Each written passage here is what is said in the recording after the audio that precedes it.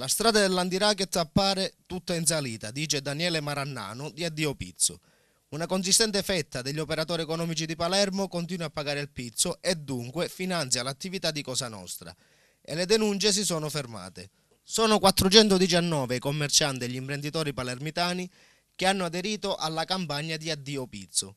Negli ultimi 6 mesi sono arrivate solo 40 adesioni. Secondo il movimento che lotta contro le estorsioni, nella lista per il consumo critico di Palermo mancano le boutique di prestigio e le attività commerciali di Via Libertà e di Via Ruggero VII. Secondo Marannano, queste sono assenze pesanti, perché finiscono col sovraesporre gravemente chi invece ha scelto una posizione chiara contro il racket.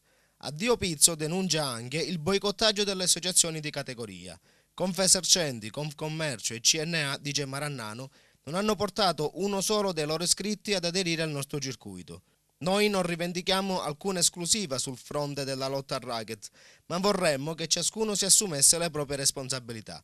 A Marannano risponde il presidente di Confcommercio, Roberto Elg. Non è nel nostro stile il boicottaggio e neppure la contrapposizione. Ho sempre riconosciuto sin dall'inizio l'importanza del lavoro di Addio Pizzo. Ci sta bene chi lavora sul palcoscenico, ma noi preferiamo lavorare in silenzio e il nostro metodo ha il riconoscimento della magistratura e di tutte le autorità che si occupano di questi temi.